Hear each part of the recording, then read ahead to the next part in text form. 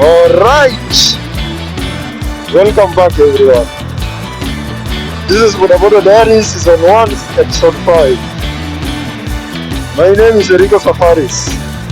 I am a bodaboda rider here in Nairobi. Na leo nataka kuwapigia story fulani hapa. Zile mambo nakutanaga nazo kwa hii kazi yangu ya boda. Hakuna kazi hapa duniani haina challenge. Semezane tu ukweli. Hakuna kazi haina challenge for sure. Hata hii yetu ya boda kuna challenge. Kama kawaida mimi nakuwa msee wa boda ndio, lakini mimi mara mingi nafanya online. Ingawa niko na stage pia. Kwenye kukiumana na endaje kwa stage na tokea hapa. Watu mara mingi kukiwa siku za kawaida mimi nafanya sana online. Sasa siku moja hii mambo ilinipata. Ilikuwa kitu saa 1 asubuhi. Mimi oda ya pili kupata. Ya kwanza ilinitoa home ikanipeleka huko sasa Lavington. Sasa huko Lavington kuna hii barabara inaitwa James Gishuru. Hii barabara inaunganisha Waiyaki Way na Ngong Road. Inapitia hapo Lavington. So ukitoka sasa Waiyaki Way kabla ufike Lavington Mall, kuna shule hapo inaitwa NIS, Nairobi International School. Iko opposite barabara ya kuingia Riverside.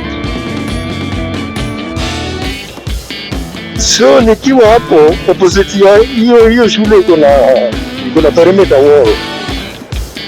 Opposite hiyo perimeter wall along James Gishuru kuna mahali wanauza tumai hapo.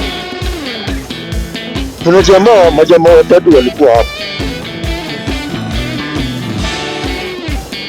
Mmoja wao ndiye aliniita. Wenda nikafika hapo nikamuona alikuwa amevaa reflector. Hizi tu za kawaida ya kufunga na simu. Kufika akaniambia akuna mzigo anataka kuenda naye. Nikamuuliza mzigo inapeleka peke yake kama unaenda naye? Akasema anaenda naye. Mzigo wenyewe ni cable, fiber cable hii ya internet. Imeroliwa mzuri, ni kufunga tu na kusonga.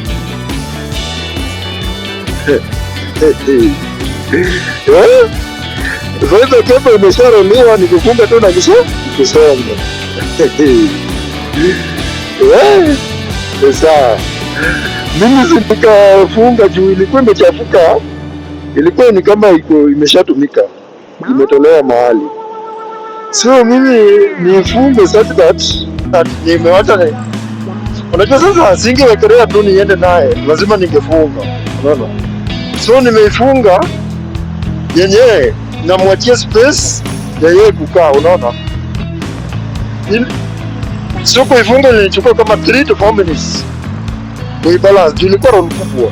Unaona? In the process ya kuifunga nimeona gari imekuja imepanda. Hapana, sio gari. Gari ilikuja baadaye. Kuna majamaa wawili, mmoja mnono na mwingine sio mnono sana.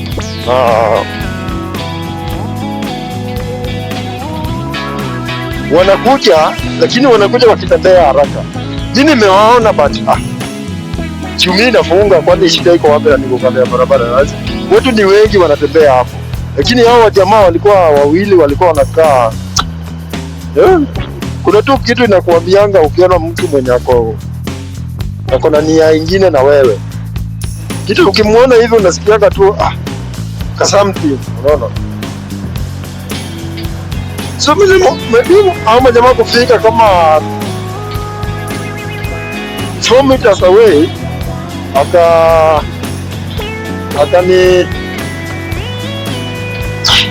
akauliza, mnafanya nini hapa?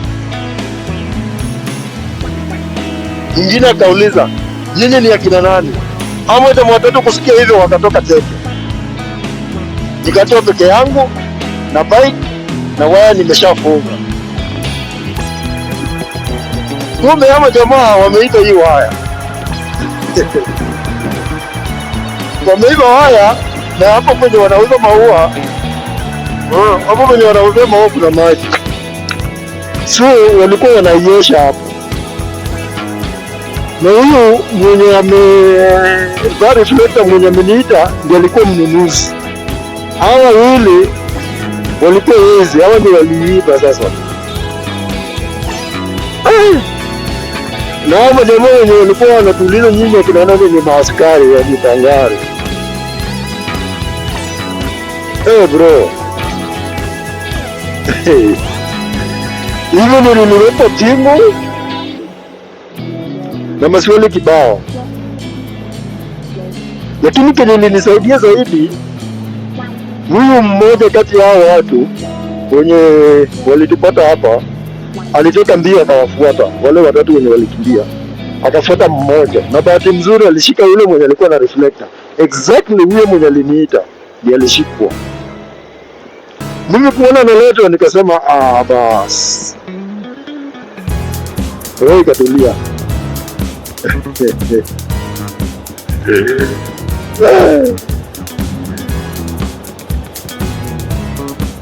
Alikuja tukawekwa pingu na yeye, tukapigwa picha na hiyo bike yangu pamoja na hiyo waya kama imefungwa, wote ndani police station Mutangari. Ndio ili tutoke hapo,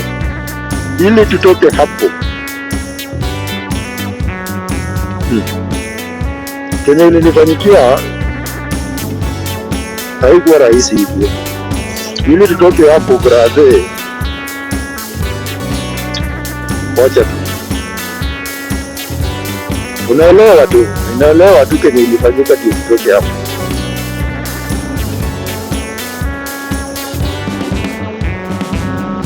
So hiyo ni moja kati ya zile changamoto zimewahi nipata nikiwa kazini.